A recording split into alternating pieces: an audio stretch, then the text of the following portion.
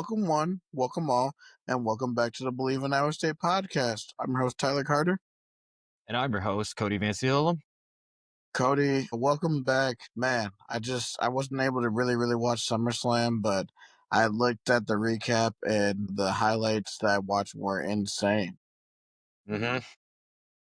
Yeah, so pretty much kind of a short summary before we get into the main content. SummerSlam happened over the weekend, and there were quite a few things that went on. I think the big highlights of the show were obviously Brock Lesnar is back in WWE. I was not expecting that at all, but he's back, and it looks like he'll be feuding with John Cena as John Cena continues on his retirement tour. Cody Rhodes is your new undisputed WWE champion. He defeated John Cena in that street fight. And then speaking of elsewhere, Seth Rollins now is apparently looks like the injury was not as serious as we thought it was. He cashes in on CM Punk, fulfilling his promise to make sure as long as he's breathing that CM Punk is not a world champion. So he cashes in on CM Punk after CM Punk had defeated Gunther in the night one main event to become the world heavyweight champion. So Seth Rollins is now the new world heavyweight champion. I'm curious to see how they're gonna handle that on tonight's edition of Monday Night Raw here in about an hour.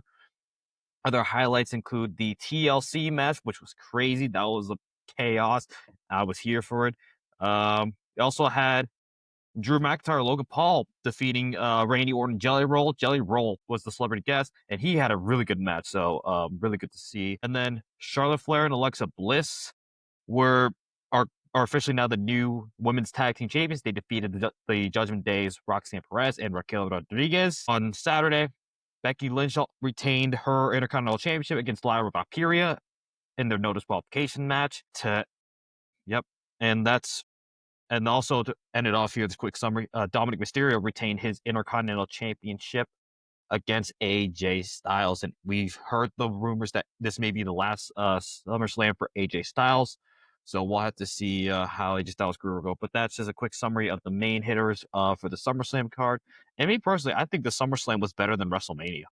It was definitely better than WrestleMania. Yeah, I just think with like the way it was booked and all that, and like all the things that came out, I think John Cena. I'm really excited for this rest of John Cena retirement tour. I agree. Yeah, this Lesnar Cena feud is going to be interesting. So that's something that we're going to look about. But we do have some football news. The coaches poll came out, and Iowa State is ranked. If you could share your screen with us, that'd be great. Yep. So this is at least on CBS Sports. So this is the coaches poll that was released by CBS Sports. There's a lot more, but we're taking a look at theirs for reference. But generally speaking, you have so we're going from the bottom to the top. At number 25 will be Boise State. They're coming off their run to the college football playoff with their star running back, Ashton Genty. Really curious to see how Boise State's going to do coming off of that successful year. Texas Tech, they put a lot of money into their football program. We're going to see where they are in terms of the Big 12. BYU is going to have a lot the answer for, especially quarterback with the departure of Jake Retzlaff. Iowa State, as we mentioned before, the departure of the two talented wide receivers, Jaden Higgins and Jalen Knoll. We'll see where Iowa State's how they're going to respond to that after their historic year, going on to win 11 games and winning the Pop-Tarts Bowl. Texas A&M always is going to be here for one reason or another. We've seen them here before. Will they finally crack the 8-4 ceiling? I'm not sure. We'll have to look up for them. Kansas State, the development of Avery Johnson is going to be the continued story for the Wildcats, and we'll see how they look when they face off against Iowa State in Week 0 in Ireland. Indiana, coming off their historic year, going to the college football playoff under first-year head coach Kurt Cignetti as he enters his second year coaching the Indiana Hoosiers. The Tennessee Volunteers come in at 18. Obviously, the departure of Nico Iamaleava. Will be really interesting to see how Tennessee will do as they look to reap the success of going to the college football playoff for the first time. The Florida Gators really overachieved, I'd say, given their schedule. I mean, you can comment more on Florida if you want to, Tyler. Yeah, Florida. I mean, they had a rough start to the season last year, and they finished out strong, finishing 8-5. And DJ Lagway looks to have a great year. However, they have some offensive weapons that are unproven. Defensively, they'll be a lot better, but we're gonna have to see offensively. I think they do have a good running back room, but this receiver room is young and unproven. So we'll see how that goes for the Gators. Yep. And then at 16, we have SMU. The Mustangs are also coming off a college football playoff appearance. Basically, first year in the ACC, and is one field goal. Like the difference between them and winning the ACC title was a walk-off field goal by another team we see on here, which we'll get to a little later. Kevin Uh-huh. Jennings is returning for SMU, so I'm really curious to see how SMU will do now that they've officially shown that they are a contender in the ACC. Yeah. I mean, man, you look at that third row. I don't know. Like what's you look at Illinois, South Carolina, and Michigan. Out of those three, who do you think is going to disappoint the most? Because I just have a feeling that South Carolina is going to regress back to the mean. I don't know. And then Michigan has uncertainty at quarterback, and whoever the quarterback is not really going to have any weapons at all, to be honest. So I'm sort of dumbfounded that why Michigan is at 14, or why they're above Ole Miss, who I don't know. Yeah. Yeah, I mentioned Ole Miss at 15. We talked about the three teams: 14 Michigan, 13 South Carolina, and at 12 Illinois. Illinois is being propped up as a dark horse to go to the college football playoff. So I'm curious to see how this Illinois team will do this year, given Illinois schedule. I think we took a look at briefly. Maybe it was off air, but it looks like they are setting themselves up for a really good year. And the cars fall right for Illinois. They could find themselves in the college football playoff as an at large. Yeah, and they have a huge game at the beginning of the year. I believe it's on September 20th, where they have to go on the road to Indiana. So Illinois, Indiana could be definitely be a meeting of dark horse teams that could possibly make a run in the Big Ten. And I mean, also even before that, one team that's not on here, but I know they're getting some noise. The Duke Blue Devils out of the ACC. Illinois Yeah, has to travel to Duke, and this Duke team could potentially have themselves another successful year because I Bleav they went up against Ole Miss in their bowl game. And did Duke win that game or did Ole Miss win? I think Ole Miss did. Okay, but yeah, Duke is shaping up to be a solid second tier team in the ACC. But getting back to our coaches poll, at number 11 is the Arizona State Sun Devils. Obviously, they're coming off of winning the Big 12 from bottom of the conference, predicted this time last year to being first in the conference, winning the conference championship, and almost beating Texas in the Peach Bowl. So a lot is like looking good for Kenny Dillingham and company. Obviously, the departure of Cam Scadaboo is going to be a major concern, but it looks like Sam Levitt will be the main guy going for the Arizona State Sun Devils, and I'm really excited for their season, especially when they come to Ames on November 1st. Yeah, and it looks like in the run game, looks like they're going with a three-headed monster attack, leading with Kanye Udo from Army. So that should be interesting to see how that three back tandem and run game will try to basically help the departure of Cam Scadaboo going to the NFL. Yep. Yep, and now we are cracking into our top 10 of the coaches poll. So at 10, we have the Miami Hurricanes. They're coming off another like disappointing year for them because they started out really hot. They were number 4 in the country at one point, and they were looking like the team to beat in the ACC. And then they stumble towards the end with losses at Georgia Tech and at Syracuse to boot themselves out of an ACC championship game and potentially be in the college football playoff. And then obviously going to the Pop Tarts Bowl and losing to Iowa State. But for Miami to replace Cam Ward, they bring in Carson Beck, which I'm really curious about that transition. I think Carson Beck, he doesn't. I feel like he doesn't have the same like ceiling as Cam Ward does. It doesn't. Yeah, so I don't know with Miami, they're always going to be one of those teams that like sound like they could finally crack winning a conference title or going to the conference championship game, but I don't know. Like I have to see it because I think I saw a tweet that said or heard something that Mario Cristobal is 4-8 in November. So Mario Cristobal has to find a way to get over that, um, exercise those demons, so Miami can actually be successful and get back to what they were under Coach Jimmy Johnson. Yes, yeah. Yeah, they're looking to be, they're trying to look, uh, chase the ghost of the 2000s too. If you want to go even be more recent. But yeah, that 2001 team under was it Butch Davis or Dennis Erickson, I think. Yeah, Dennis Erickson, yeah. Yeah, that 2001 team, so many NFL guys. And that's what they're chasing after. So they're gonna try to see if they can bring that you mentality back to Coral Gables. Yep. As we continue on in our top 10, we have number 9, the LSU Tigers. Now, I have not heard too much about LSU other than Garrett Nussmeier being a potential Heisman candidate, because we did see in our when we took a look at the Heisman Trophy odds that Garrett Nussmeier was among the top 10. So, with that, do you think Garrett Nussmeier can make a leap that can be worthy of potentially being a Heisman winner? And if so, does what else does LSU have to do besides Garrett Nussmeier improving his play in order to get back to what they were, or what they were when when they had Jaden Daniels at quarterback?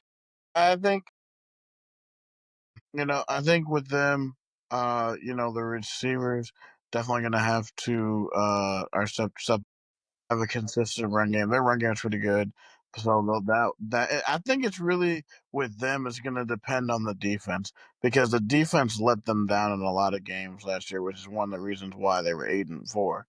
And of course, Jaden Daniels had a higher ceiling because the defense was still bad then too, but he was able to win. I think they went 9-3 with him.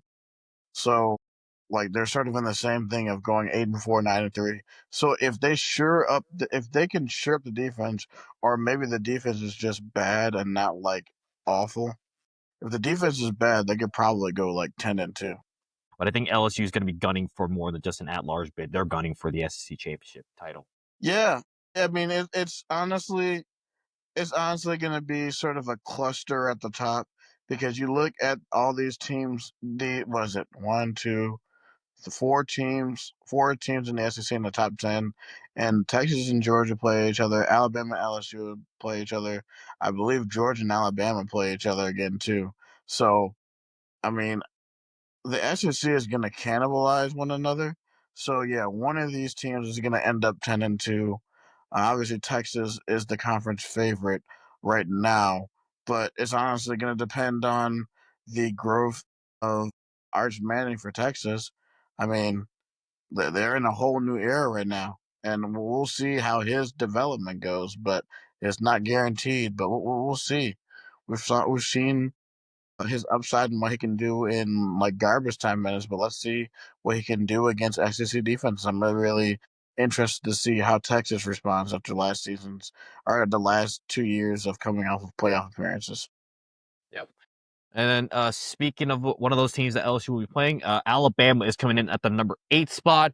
There are a lot of noise from the Alabama fan base saying that they are robbed of of a college football playoff spot by SMU, and they're coming off a 9-3 season and a bowl loss to the Michigan Wolverines. So a lot of noise is coming out of Tuscaloosa out of the Tuscaloosa for their quote unquote robbery. So Alabama's going to have to prove that they still are a class of the SEC by one, not dropping the games they shouldn't drop, because they dropped a couple games that they should not have.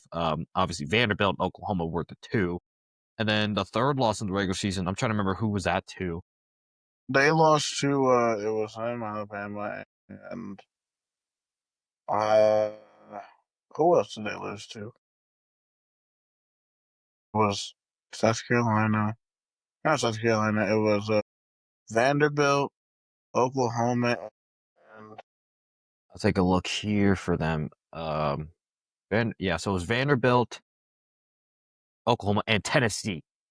So yeah, realistically, yeah. Tennessee. So Okay. realistically, that year Alabama should have been 11-1, but obviously a couple games they should not have lost. They lost, so they're going to have to right those wrongs in order to get back to what they were under Nick Saban and under second year head coach Caleb DeBoer. So a lot of noise being made by Alabama fans, but it's time for you to prove it on the field and prove that you still are kings of the SEC, and you're not going to let Georgia or Texas take that throne from you. Yeah, and I believe Ty Simpson right now is the projected starter for the Crimson Tide. So we're gonna see what Ty Simpson can do. And they do host of the notable games. They do host Wisconsin in Tuscaloosa in week 3. Really, that I think that game with Wisconsin, I think Alabama should take care of that. Wisconsin's not the Yeah, Wisconsin definitely. we think they are. If Alabama does not convincingly take care of Wisconsin, especially it being at home, then there are going to be some question marks that I have for them. But also that Florida State game, they should actually take care of Florida State. I think Florida State should be better, but I don't think they're on the same tier as Alabama. So Alabama should be able. We would have to look at the Florida State and Wisconsin games for Alabama to see where they are going to be Right. in the SEC. All right, so moving from the SEC to the Big Ten, we have at number 7, the Oregon Ducks. Their first year in the Big Ten, they went 13-0. They won the conference, but got absolutely trounced by Ohio State in the Rose Bowl. Now, one thing I will say, that Ohio State team, which we'll talk about later in this top 10, that Ohio State team was playing with a fire because they took that loss to Michigan personally. And I mean, they went full scorched earth on everybody they went up against. We saw Oregon. Ohio State was just they were just on a different echelon in that Rose Bowl game. But still, pretty good year for Oregon in their first year in the Big Ten. Anytime that you can win a conference in your first year, being in there is always a good thing. It's just they just didn't have it in the Rose Bowl. I reached a game where they usually dominate because they're not that far. They're only like hours away from LA. So that's usually the bowl game that they play in. But Oregon has a new starter in Dante Moore, who was at Michigan State and also at UCLA, coming from UCLA. So it's going to be interesting to see if how Dante Moore comes along. He's a blue chip prospect, I believe, a 5-star. So Oregon starting off with in a new era. If you really look at a lot of these teams are going in different directions as QB. There's a few teams, really even in the top 25, some experience come back. Or most of them do, but like if you look at the top 10 teams, some top 10 teams, new beginnings, especially for the very, very talented teams. Yeah, so really curious to see how Oregon will do. And I mean, for them, they've got some pretty difficult road games, or some difficult games on the road.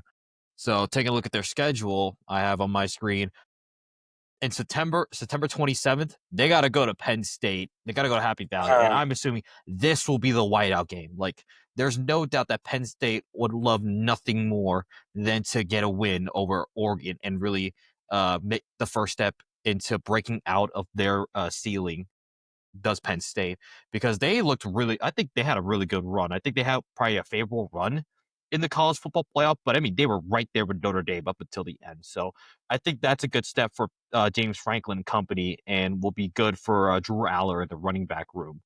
Because boy, oh boy, if Drew Aller can improve on his play from last year, even with the departure of Tyler Ward, and get those running backs really going, then I think Penn State could finally get back to national relevance and potentially play for a national championship again. with Penn State, it's going to be interesting to see because with them last year, it was the Tyler Warren show because it didn't have any competent receivers. But I believe they did bring some receivers in by way of the transfer portal. So I think that's gonna unlock having good receivers. I think that's a way that can unlock Drew Aller and take him to an even higher level than he was before last year. Because Andy Nicoledecki was a revelation for that offense. Yeah. All right. Yeah. So moving from Oregon, we have at number 6 the Clemson Tigers out of the ACC. They had a really wild year, but that ACC conference was such a wild roller coaster things, because like you thought for the most part it was going to be Miami, but then they faltered down the line. And Clemson, I mean, they kind of stumbled at points in time. They got trounced by the Georgia Bulldogs to open their season. Then they went on and they lost to Louisville as well. Had to escape Pitt, but then also lost to South Carolina, but managed to win, like we mentioned earlier, against SMU in the conference championship game on a walk-off field goal. And I mean, they actually put up not too bad of a fight against Texas. It's just Yeah, Texas, yeah, Texas eventually pulled away in the first round of college football playoff. But still, going to the college football playoff, I mean, this Clemson team is, I think the ACC is Clemson's to lose, like, once again. I think yeah, as long as Dabo Sweeney is at the helm at Clemson, there's like nobody else is going to touch Clemson. Outside of Clemson, the second tier I would guess you would have to put would be Louisville, SMU. You could throw Miami in there as well, but yeah, but Clemson is the standard in the AC. yeah. With Kate Klubnik coming back, him probably going to be being a preseason Heisman favorite. Um, you have a really, really good group of receivers coming back for Clemson.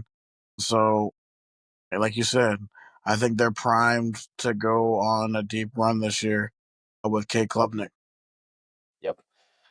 All right, and then moving into our top five now, we're going to start at number five, the Notre Dame Fighting Irish, who are coming off a national championship game appearance. Obviously, they had that week 2 loss to NIU, which I think, set off a lot of panic buttons in the general college football world. Uh But they huh. proved that they were one of the top teams. I mean, they rattled off 9 straight. And granted, I think their schedule, like, it wasn't exactly the greatest schedule, but I mean, still, when you're beating teams convincingly like they did against Army, I mean, and then looking at Louisville as well, they beat them by 7.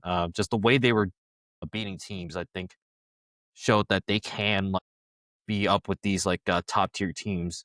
But will it take for Notre Dame to not only just get back to the national championship game, but actually win the national championship? Well, I think for them, like really, because this is also like you said, we said this is another team that's just moved on from another quarterback. Riley Leonard is gone now. So CJ Carr steps in as a blue chip quarterback. So with them, I think now they're able, like Marcus Freeman is an excellent recruiter. So they have the skill guys. I think they're going to be relying heavily on Jeremiah Love, who I think is going to be who is a Doak Walker semifinals right now. For our preseason finalist right now. So I think they're going to definitely lean on the run game and play really good defense. And I think if CJ Carr comes along like I think, and with the good receivers that they have and tight ends and a good offensive line, I think Notre Dame. That's the recipe for Notre Dame to win the national championship. And I mean, for Notre Dame, they're gonna have some, like, really early, like, the first half of the season. They've got a couple of games that to look out for. They open their season on Sunday, August 31st, against Miami in Miami. I know the history of this, and a lot of people know the history of Notre Dame Miami. Catholics versus convicts really comes to mind, so I'm really excited for that game on Sunday, August 31st. Then they host the Texas A&M Aggies in South Bend. Really curious about this one as well, because this will be another good test for both teams, actually, and I think that will determine which of the two will have has a higher ceiling and whatnot, and probably be like who's a contender and who's a pretender. They do have to, yep. And then at the end of the month, they do have to travel to Arkansas. So we're really curious about this road trip to Arkansas. Yeah, the people down in Fayetteville are already hyped up for that game. So that's going to be a tough environment, especially in the S. Yep. After the week after, they'll host the Boise State Broncos and the North Carolina State Wolfpack in back-to-back weeks. Two teams that I think could potentially, like, shoot, especially North Carolina State. I think North Carolina State has potential to be in that second tier in the ACC. I find them in the third tier right now, but and yeah. But I mean, that first half of the schedule is really going to tell me a lot about the Fighting Irish. That Boise game is going to be intriguing. Is that the week after the Arkansas game? Yeah, That's at home for them, right? Yeah, that's in South Bend. Oh man, So that could be a letdown look ahead for them for that Arkansas game. They got to be focused on the Arkansas game because then who knows? Boise might be good again. They could be looking towards the home matchup again, a possibly ranked matchup against Boise State. So that's going to be something to look out for during the season. mhm. Yep. All right, moving on to number 4, we have the reigning defending SEC champions, the Georgia Bulldogs. They come in at number 4, and obviously the departure of Carson Beck has something like notable for them. And Georgia is looking to get back to the national championship. Obviously, they had won back to back in 21 and 22, and the Bulldogs are looking to get back to winning national championships. Kirby Smart obviously is a great coach, and I have no doubt that he'll coach his guys to really be up in the top tier of the SEC. That defense is always a unit for me to look out for because they are consistently one of the better units in all of college football. Yes, they're going to be elite defensively like always. What's going to be the key for them is going to be Gunnar Stockton, the guy that took over for Carson Beck, is his development because he's going to be a guy that's going to be starting his first year on his own. So it's going to be interesting to see. They're definitely probably going to lean on defense and run game. Probably you're probably going to be see something like in the late 20 teens, like when Jake Fromm was there. So I'm thinking about maybe they're probably going to run that type of offense to where it's more leaning on the run game and playing defense with Georgia. So they won't ask Gunnar Stockton to do too much. So but we'll see about Georgia. Yep. And Georgia, we already mentioned their game against Alabama. They'll host Alabama at the end of September. Georgia does have to travel to a Neyland Stadium to take on the Tennessee Volunteers as an early road test in the SEC for the Bulldogs. I believe that don't they host Texas this year too? Yes, they also host Texas in November. That'll be November 15th. Uh, they do also host Ole Miss October 18th as well. And then they'll have the world's largest cocktail party against the Florida Gators to start November. And then at the end of the year, they do take on the Georgia Tech Yellow Jackets in Atlanta. And Georgia Tech was right there with Georgia up until the end of last season when they went to like multiple overtimes. I think it was like what 7 or 8 overtimes. And Yep, 8 overtime. Georgia Tech was just right there. They just couldn't execute in the end. But Georgia Tech could potentially, like, if they can do what they did there, but actually able to finish, that might be a rivalry week upset. And that could potentially spoil Georgia's season. Yeah, Georgia Tech is. I think they'll be a lot better, and they're definitely going to try to play spoiler in that final game. Yep. All right, so moving to a team that we talked about earlier with Oregon, we have number 3, the Penn State Nittany Lions. We mentioned they're coming off a semifinal appearance. It was an Orange Bowl appearance against Notre Dame. They did also make the conference championship game to take on Oregon, and I think they're looking to get right back. They're look to continue the momentum there and potentially get to the national championship game. So we mentioned already, Oregon. We're gonna host Oregon Saturday, September 27th, which we assume will be the whiteout. And then at the end of October, Penn State will have to travel to Kinnick Stadium to take on the Iowa Hawkeyes. And knowing the recent history of Penn State at Iowa, it's not going to be an easy game for them. No, it's definitely not, especially if Iowa comes in there with one loss, and these night games at Kinnick are absolutely crazy. So yeah, Kinnick is going to be rocking if Iowa is actually better than what people expect them to be. And for Penn State, Cody, it's basically if not now, when.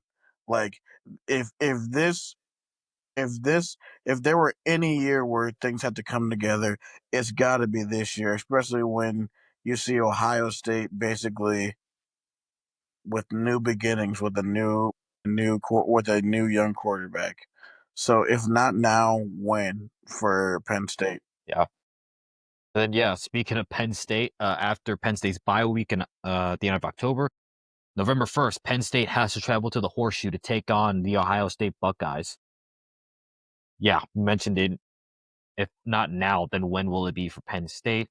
And for Penn State, it looks like I think the default. I think I'm looking at Yahoo Sports. I assume this is the default where they put like 6 p.m. But I would have to see like as it gets closer to the game times when they'll be. But if it is a night game for Iowa Penn State, I do not like Penn State's chances.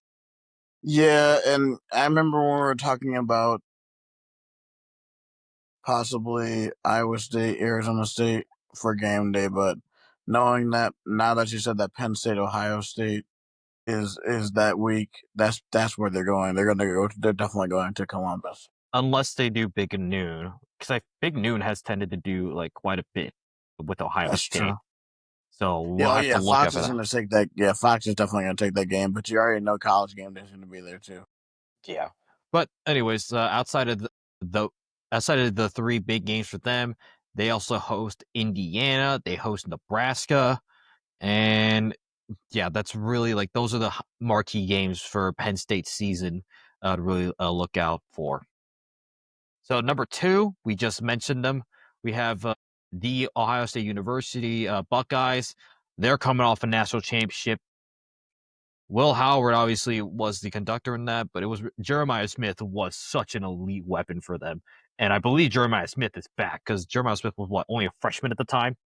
Yes. And there was this crazy video where he was in a press conference saying that there's honestly sometimes where he wasn't even trying. I'm like, you weren't even trying, and you were that good? What? Whoa. Okay. If that's you, not even trying, I don't even want to know what would happen if he's fully locked in. That's what I'm saying. I'm like, wait a minute. So I wonder how good he is fully locked in. Like, what? Yeah.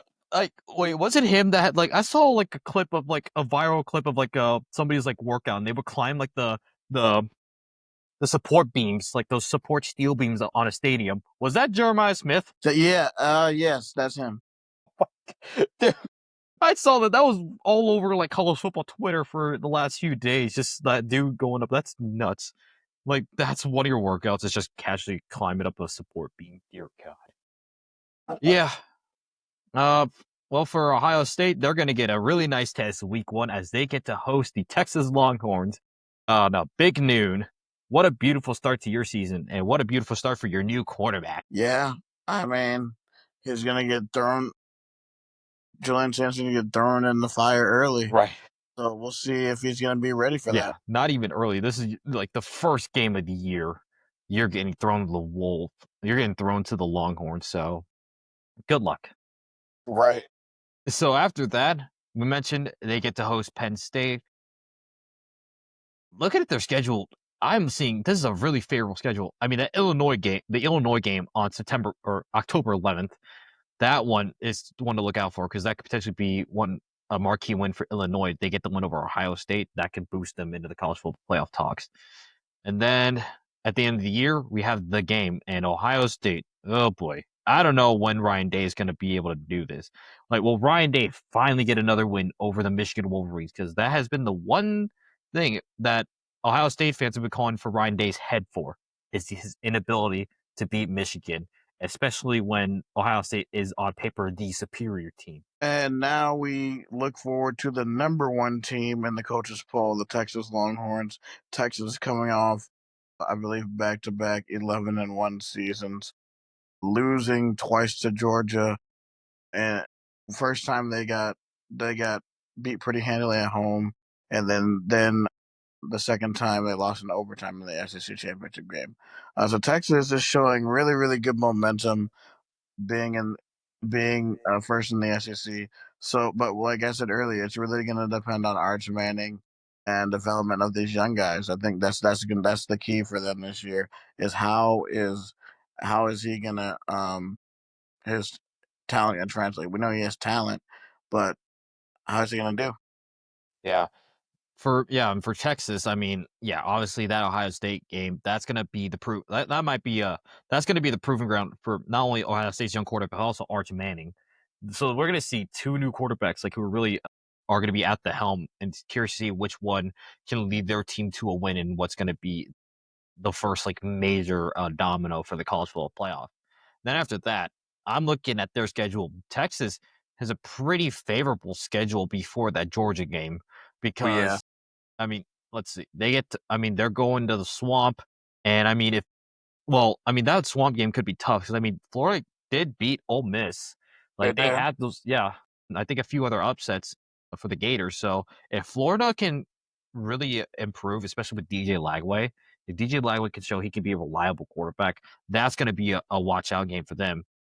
Because and that could potentially be a letdown game because the week after that they have the Red River Shootout against Oklahoma, and it doesn't. Yeah, and I say this, it doesn't matter what the rankings are, it doesn't matter where the teams are. If it's a rivalry game, those two teams are just going to just have a Western style like bar fight. Yeah, So that could potentially be a secret like a letdown game in the swamp before they have the Red River Shootout. After that, they get some relatively easy road games against Kentucky and Mississippi State. Those should be taken care of. Yeah, take over for a bit. I got to take care of something, so just all right. With Cody being gone real quick, there were a few nuggets that I'd like to share, at least from the football training camp standpoint. There are a few notable players that they said have stood out. Um, Chase Soul being one of them, and I don't know if you got to watch any of the press conference from today, but I found it very, very interesting.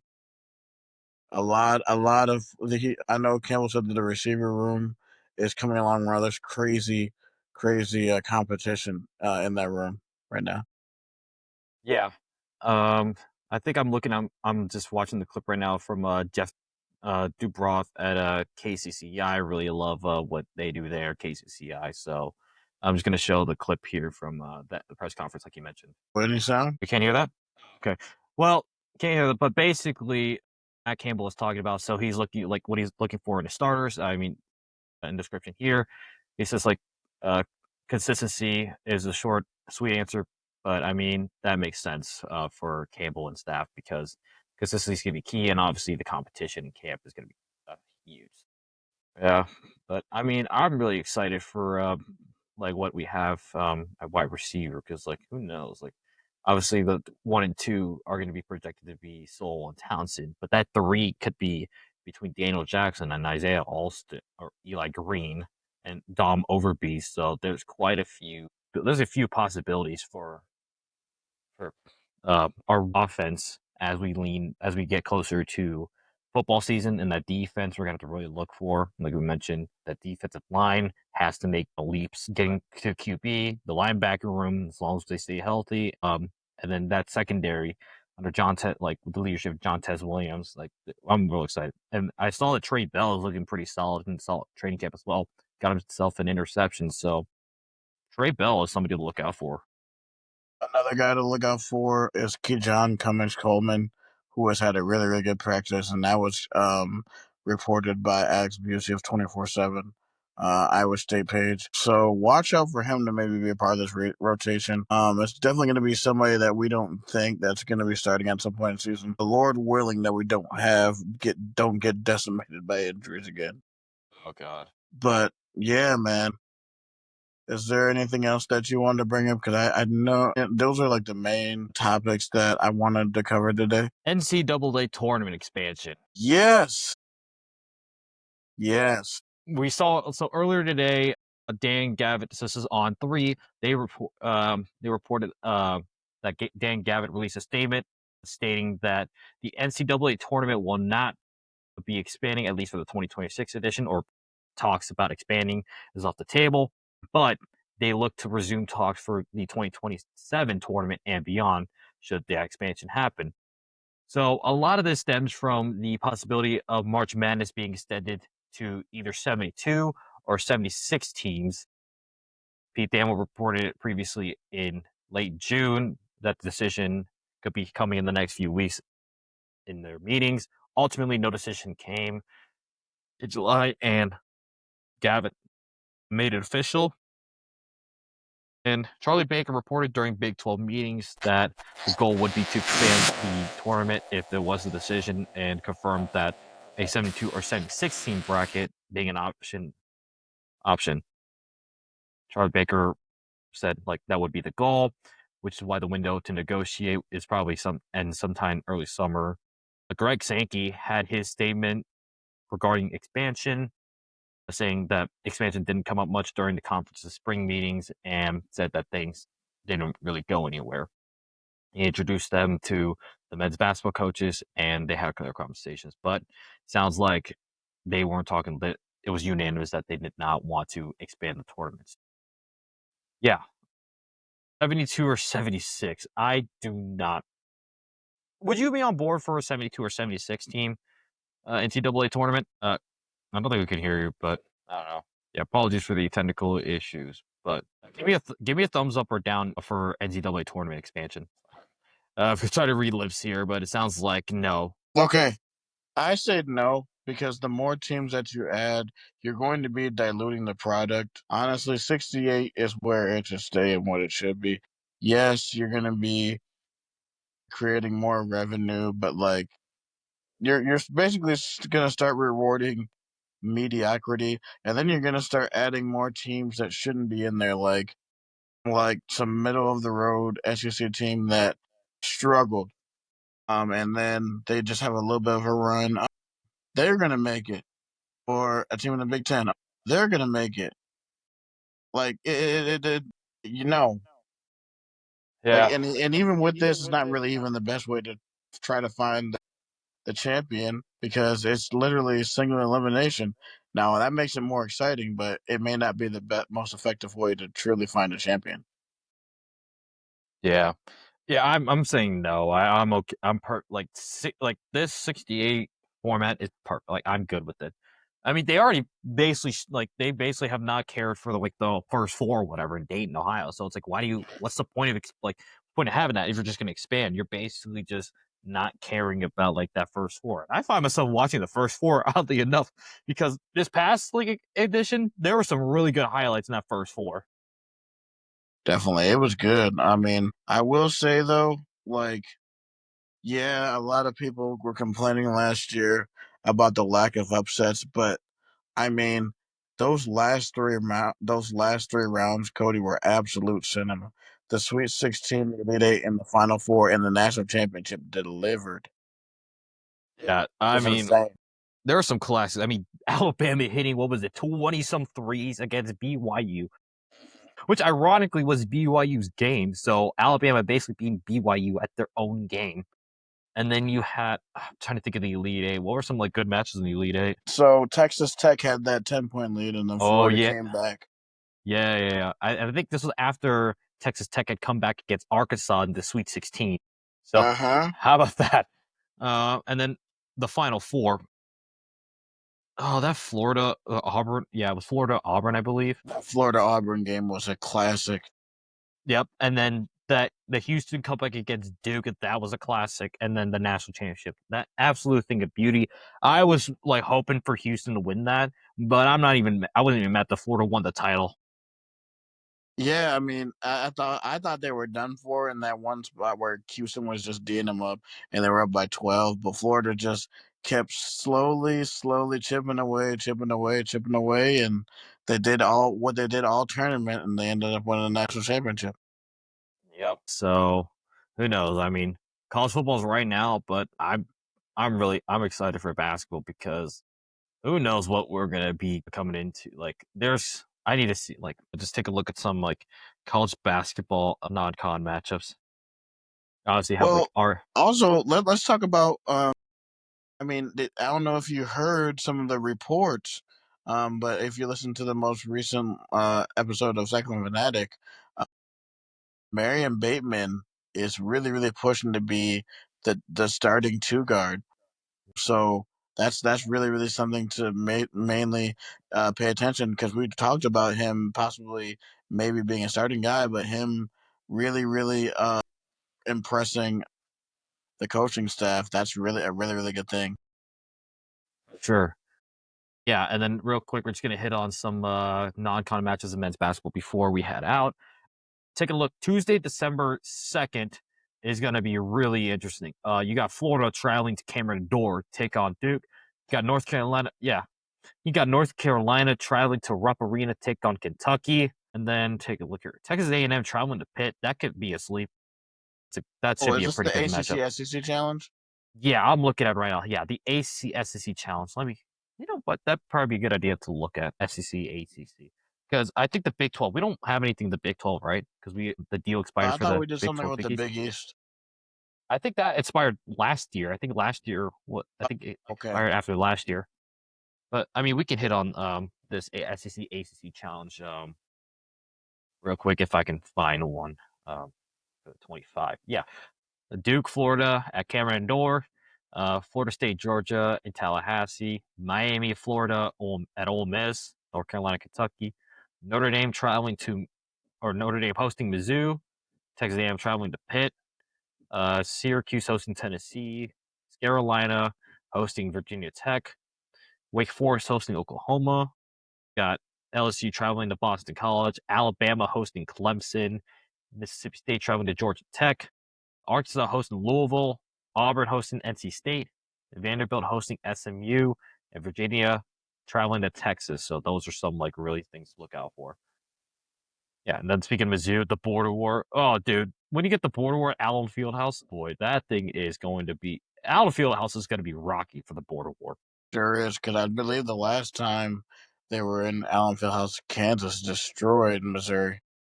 Yeah, the last two times, if I'm not mistaken, the Yeah. last two times, the revival of the border war, and then the 23 edition, where yeah. So I think that'll be a good way to end it off here. Take it away, Tyler. All right, guys. With that, thank you guys for listening to the Bleav in Iowa State podcast. Thank you for bearing with us through the issues that we've had. You guys are the best fans ever. A few things before we go, a few shameless plugs. We are a top 15 sports podcast in the state of Iowa and also a top 40 most listened to sports podcast nominated by FeedSpot. So thank you, FeedSpot, for being great supporters of this podcast. Thank you, state of Iowa listeners. Thank you, everybody who listens to this podcast. Also, um, make sure to follow Cody at Matt Campbell Impersonator.